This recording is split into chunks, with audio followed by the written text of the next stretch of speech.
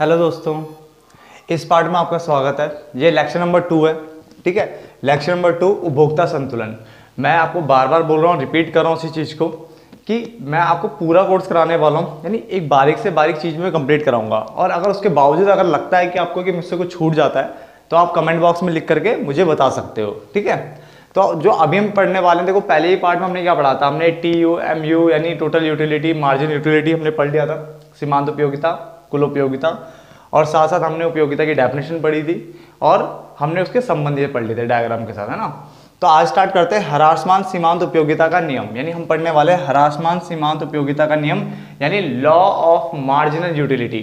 ठीक है, ये लॉ क्या कहता है? ये लॉ कहता है देखो कि इस नियम के अनुसार जैसे जैसे उपभोक्ता किसी वस्तु की अधिक से अधिक मानक इकाइयों का निरंतर क्या करता है? उपभोग करता है। जैसे जैसे उपभोक्ता किसी वस्तु की अधिक से अधिक मानक इकाइयों का निरंतर उपभोग करता है तो उपभोक्ता के लिए उसकी सीमांत उपयोगिता यानी मार्जिनल यूटिलिटी जो है वो क्या होती है? घटती चली जाती है। समझते हैं, सपोज करो कि आपको प्यास लगी है ना, और आपने क्या करा, पानी का एक गिलास पिया। ठीक है, आपकी प्यास बुझी, आपको थोड़ा और पानी चाहिए था, आपने दूसरा गिलास पिया। आपने जैसे जैसे आप गिलास के पानी के गिलास पीना स्टार्ट करोगे तो आपको क्या है, जो प्यास है ना जो वो बुझ तो जाएगी और धीरे धीरे आपको पानी पीने का मन ही नहीं करेगा, क्योंकि जो सीमांत उपयोगिता मतलब जो आपको अतिरिक्त उपयोगिता मिल रही है, यानी एक यूनिट बढ़ाने पर, यानी एक गिलास एक्स्ट्रा पीने पर आपको कितनी क्या मिल रही है? सीमांत उपयोगिता मिल रही है। तो उसने बोला पहले वाले में क्या हुआ था, कितनी अतिरिक्त उपयोगिता मिल रही है। तो पहले जब आपने एक गिलास पिया था तो आपकी प्यास बहुत जबरदस्त तरीके से बुझी, फिर आपने एक गिलास और पिया, बस पेट भरना सा लग गया है, आपने एक और पिया, अब तो मन ही नहीं कर रहा पीने का। तो यानी क्या, उसकी सीमांत उपयोगिता जो अतिरिक्त उपयोगिता जो मिल रही है, ठीक है, वो क्या हो रही है? आपकी घटती चली जाती है। डन। तो हमने यहाँ पे क्या पढ़ा है कि इस नियम के अनुसार जैसे जैसे उपभोक्ता किसी वस्तु के अधिक से अधिक मानक इकाइयों का, यहाँ पे हम स्टैंडर्ड यूनिट्स की बात करते हैं, याद रखना, ठीक है ना, बच्चा से लिखना भूल जाता है। स्टैंडर्ड यूनिट्स मतलब ये है, कई बार देखा होगा आपने कि आपने 2 गिलास पानी पिया, उसके बाद ना आपका मन नहीं कर रहा पानी पीने का, क्योंकि उसकी सीमांत उपयोगिता घटती चली जा रही है। अब अगर आपने बोला चलो ठीक है मेरे लिए गन्ने का जूस का गिलास बनाओ या फिर कोल्ड ड्रिंक मेरे को पिला दो, तो कोल्ड ड्रिंक बंदा पी लेता है। यानी अगर हम उसके टेस्ट को चेंज कर दें या उसमें कुछ एक्स्ट्रा उसकी क्वालिटी चेंज कर दे तो बंदा खा पी सकता है दोबारा, ये आपको पता ही है। जैसे अगर आपको समोसे खाने हैं तो आप समोसे खाते खाते आप समोसे खाने का मन नहीं कर रहा तो आपने बर्गर खा लिया, तो बर्गर खाया जा सकता है बट समोसा एक एक्स्ट्रा नहीं खाया जाता। तो वही हिसाब है कि आपने अधिक से अधिक सिर्फ मानक इकाइयों का ही क्या करना है? उपभोग करना है, यानी स्टैंडर्ड यूनिट्स, यानी एक जैसी यूनिट्स का आपको क्या करना है? उपभोग करना है। तो उसने बोला इस नियम के अनुसार जैसे जैसे उपभोक्ता किसी वस्तु की अधिक से अधिक मानक इकाइयों यानी स्टैंडर्ड यूनिट्स का निरंतर उपभोग करता है, यानी कंटिन्यूअस उसको क्या कर रहा है? कंज्यूम करने पे लगा है, तो उपभोक्ता के लिए जो उसकी अतिरिक्त उपयोगिता होती है यानी जो सीमांत उपयोगिता वो क्या है? घटती चली जाती है। बात समझ आ गया? डन। अब देखो डेफिनेशन हमने कवर कर ली, इसके अलावा अगर बच्चा लिखना चाहता है तो देखो यहाँ पे और चीजें लिख सकता है। जैसे पेपर में कई बार पूछ लेता है कि ह्रासमान सीमांत उपयोगिता का जो नियम है ना, तो उसकी क्या अवधारणाएं हैं, यानी क्या उसकी मान्यताएं हैं, ठीक है, अजम्पशंस क्या है। तो मान्यता अगर पूछे तो आप देखो क्या क्या बता सकते हो। पहली चीज कि इसके अंदर ना सबसे पहले गणनावाचक जो हमारा है विचारधारा का उपयोग किया जाता है। पहली बात तो इसके अंदर कौन सा होता है? हमारा गणनावाचक विचारधारा का उपयोग किया जाता है। अब आप बोलोगे गणनावाचक विचारधारा है क्या?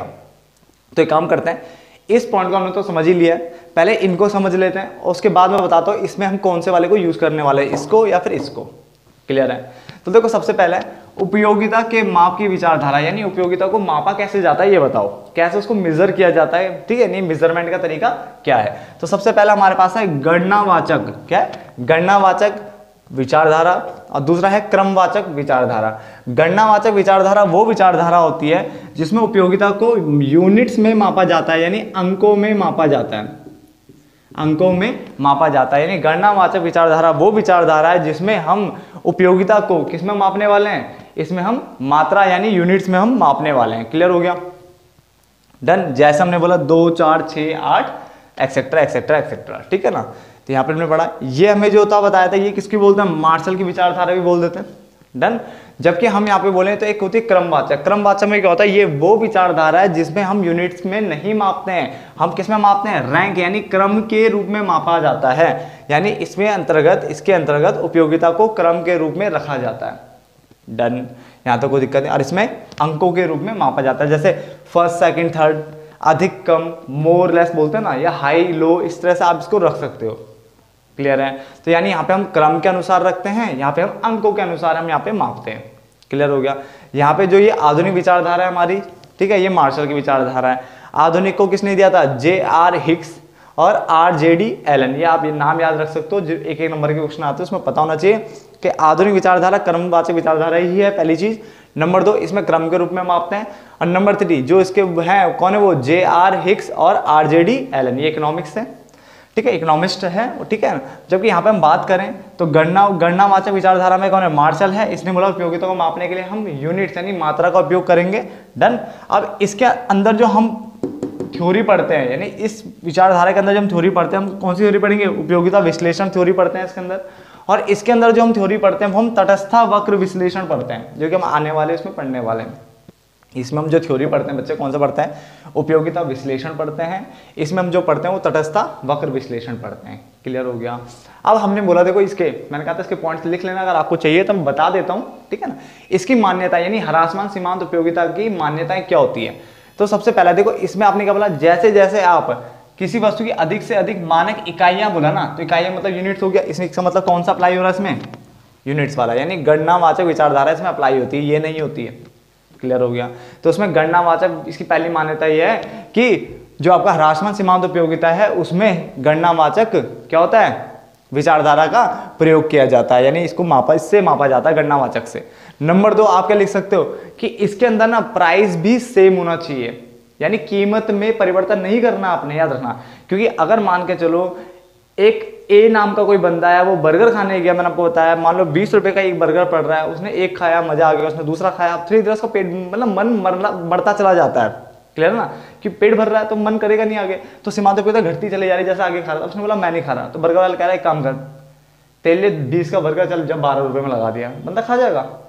इतने पेटू होते भाई साहब, आप रेट कम करके तो देखो, वो खा जाएगा। क्लियर है? तो इसलिए रेट भी कम नहीं करना। तो क्या क्या इसकी मान्यता? पहली मान्यता ये अज्यूम किया जाता है कि सबसे पहले तो आपने क्या करना है, इसमें गणनावाचक विचारधारा का प्रयोग होगा, नंबर 1।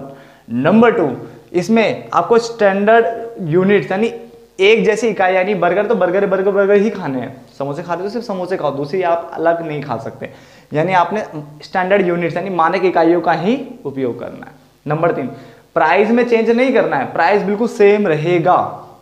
क्लियर?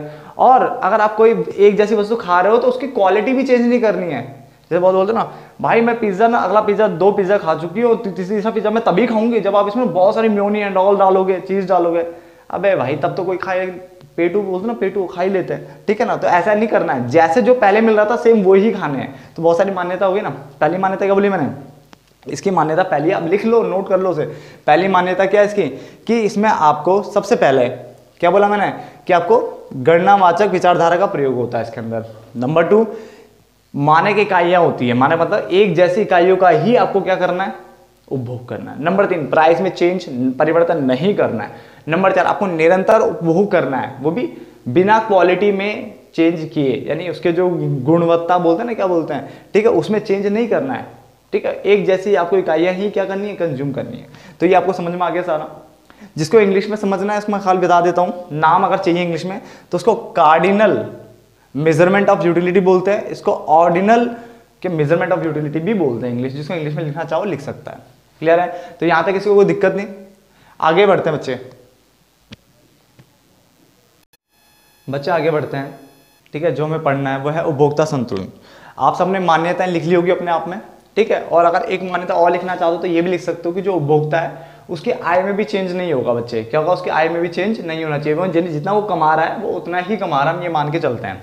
तो काफी सारी मान्यताएं मैंने आपको लिखवा दी है, प्लीज उससे नोट डाउन कर लेना अपने आप। अब उपभोक्ता संतुलन की बात करते हैं। डन। देखो अपने आप को इसलिए बोला है, देखो ये मैंने इसका मतलब ये नहीं है कि मैंने आपको बताया नहीं है, मैंने आपको बता दिया, आप उसे लिख सकते हो। ठीक है ना। आगे बढ़ते हैं। उपभोक्ता संतुलन। उपभोक्ता संतुलन क्या होता है बच्चे? देखो इंपॉर्टेंट टॉपिक अपने आप में।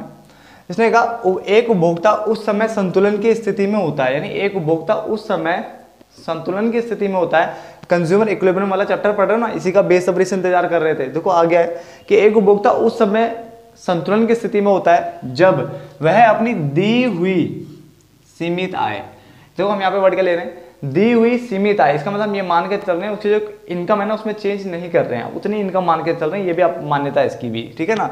तो उसने बोला एक उपभोक्ता उस समय संतुलन की स्थिति में होता है जब वह अपनी दी हुई सीमित आय को एक वस्तु, दो वस्तु या अनेक वस्तुओं, एक वस्तु दो वस्तुओं पे या अनेक वस्तुओं पे इस प्रकार से खर्च करे कि उसे क्या मिले, अधिक से अधिक संतुष्टि प्राप्त हो। बड़ा आसान सा था। एक उपभोक्ता उस समय संतुलन की स्थिति में होता है जब वह अपनी दी हुई सीमित आय को एक वस्तु, दो वस्तु या अनेकों वस्तु पे इस प्रकार से खर्च करे कि उसे क्या हो, अधिक से अधिक संतुष्टि प्राप्त हो। सिंपल सी डेफिनेशन थी, लिख लीजिए फटाफट से। उसके बाद हम पढ़ेंगे अगला पॉइंट जो कि हमारा है उपभोक्ता संतुलन की शर्तें। क्या हमारा, उपभोक्ता संतुलन की शर्तें।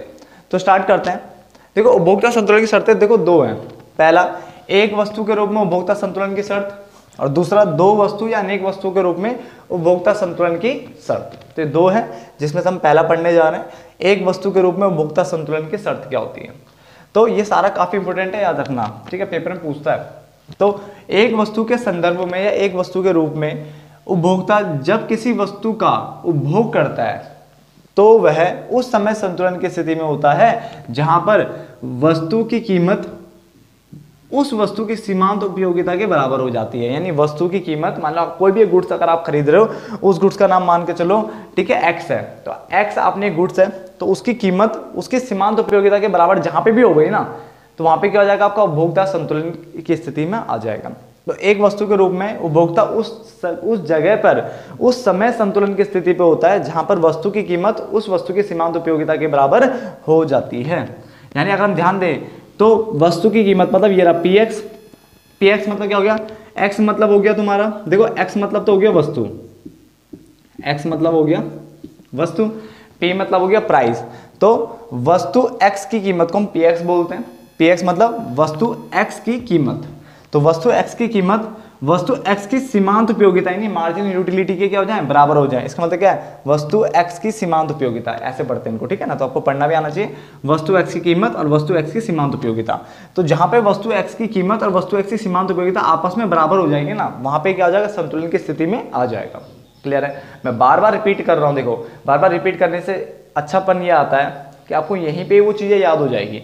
खाली आप बाद में ना उसको भी एक बार उसको देखोगे ना तो आपको याद रहेगा, लंबे टाइम तक याद रहेगा, ठीक है। क्योंकि मेरा मोटिव है कि आप यहीं पे याद करो ना, घर पे और सब्जेक्ट है उनको पढ़ना, ठीक है। इकोनॉमिक्स यहीं याद कर लो, वीडियो देखते देखते ही आपको याद हो जाए। तो P X equal to M U X जहाँ पे हो जाएगा वहाँ हमारा सीमांत उपयोगिता यानी हमारा वहाँ जो उपभोक्ता है वो संतुलन की स्थिति में आ जाएगा। अब मैंने यहाँ पे क्या लिखा, मैंने यहाँ तो जो बिंदु लगाया ना बेटा, ये मल्टीप्लाई का साइन है, इसको जो डॉट होता है ये मल्टीप्लाई को शो करता है, किसको करता है, मल्टीप्लाई को शो करता है, यानी गुणा करना है। तो px को मैंने गुणा कर दिया किससे, MUM से। ये MUM क्या है, MU तो समझते हो आप, सीमांत उपयोगिता। M क्या है, मुद्रा के रूप में, यानी मुद्रा के रूप में सीमांत उपयोगिता। क्या है, मुद्रा के रूप में सीमांत उपयोगिता, जिसको आप ये भी बोल सकते हो मौद्रिक आय की सीमांत उपयोगिता। क्या बोल सकते हो, मौद्रिक आय की सीमांत उपयोगिता, जो कि मान्यताओं में क्या होती है, स्थिर होती है।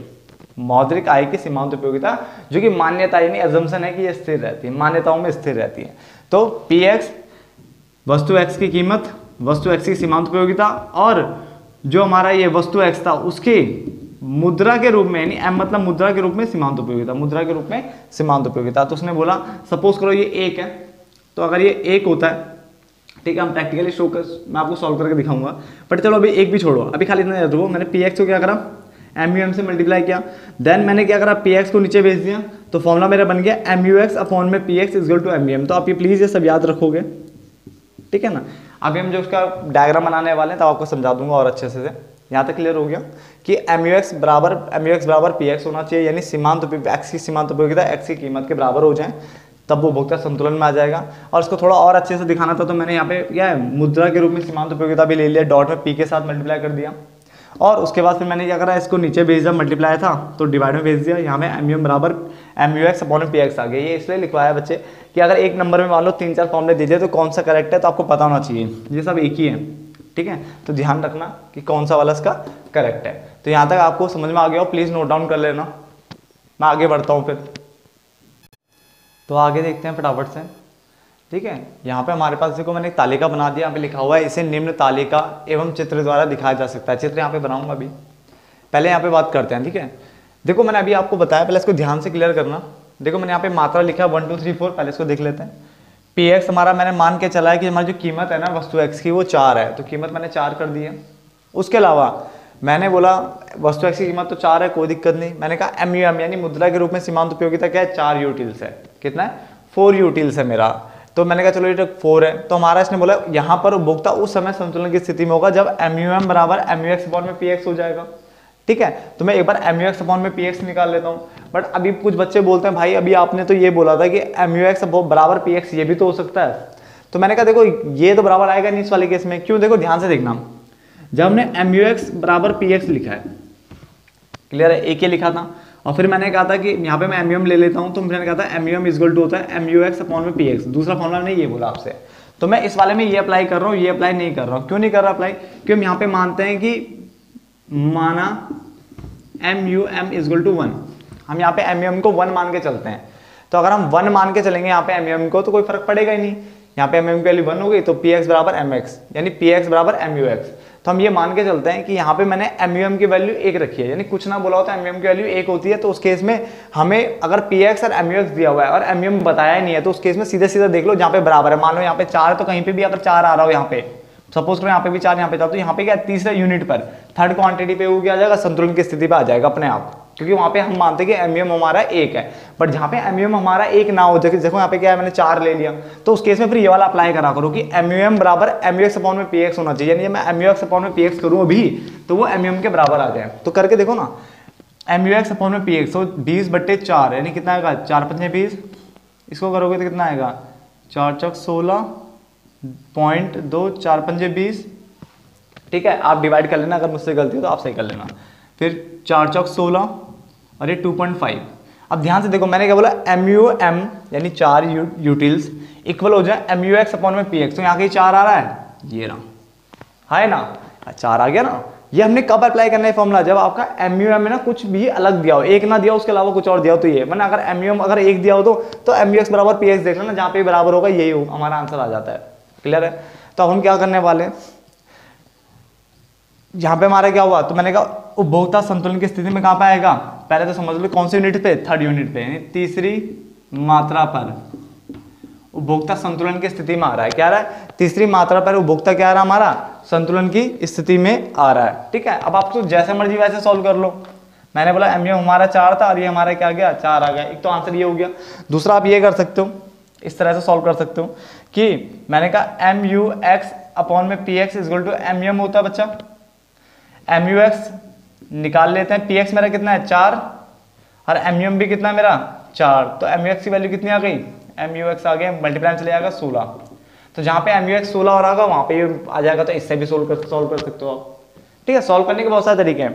मैंने ये फॉर्मूला लगाया, मैंने कहा PX कितना दिया है 4, MUM कितना दिया है 4, तो मल्टीप्लाई किया दोनों को, तो MUX निकल के 16। तो यानी इस वाली जगह पे जहाँ पे यूनिट्स हमारी कितनी है 3, तो यहाँ पे उपभोक्ता क्या होगा, संतुलन की स्थिति में होगा। तो लिखो यहाँ पर उपभोक्ता संतुलन की स्थिति में कहाँ पे होगा, तीसरी मात्रा पर क्या होगा, जहाँ पे मात्रा क्या है 3 है, वहां पे उपभोक्ता क्या होगा, संतुलन की स्थिति में होगा।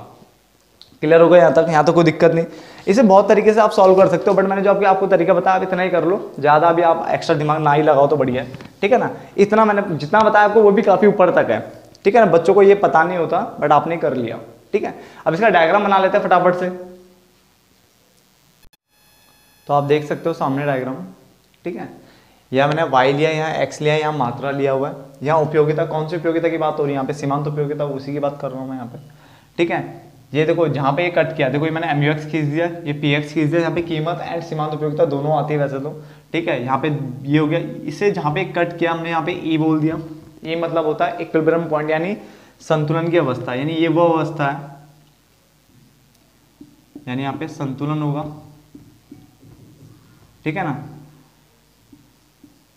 अवस्था यहाँ पे आ गई, यानी संतुलन यहाँ पे होगा इसका। ठीक है, और ये कौन सी अवस्था है जहाँ पे MUX क्या होगा आपका, PX के बराबर होगा, या फिर दूसरा फॉर्मूला जो आपका वो यहाँ पे आ गया। ठीक है, तो MUX बराबर PX, MUX और PX आपस में यहाँ पे कट हो गए, तो हमने यहाँ पे क्या बोला, संतुलन की अवस्था बोल दिया। ठीक है, और यहाँ पे इसको फिर मैं डॉट डॉट करके नीचे लेके आता हूँ, इसको मैंने Q यानी क्वांटिटी बता दिया। तो कौन से यूनिट्स पे आप उपभोक्ता संतुलन पर आता था, तो उपभोक्ता जो है जब 3 यूनिट कंज्यूम कर रहा था, नहीं 3 इकाइयाँ क्या कर रहा था, कंज्यूम कर रहा था, उपभोग कर रहा था, तो वो संतुलन की अवस्था में आ गया था। क्लियर, जीरो रह गया तो यहाँ तक आपको सब समझ में आ रहा है। तो मिलते हैं बच्चे नेक्स्ट पार्ट में, जहाँ पे हम ना दो वस्तुओं का या अनेक वस्तुओं जो था ना वाला कॉन्सेप्ट पढ़ेंगे, वो भी काफ़ी अच्छा कॉन्सेप्ट है। तो यहाँ तक अगर आपको समझ में आ गया हो तो प्लीज़ लाइक शेयर करना तो ना भूलें। ठीक है, धन्यवाद दोस्तों।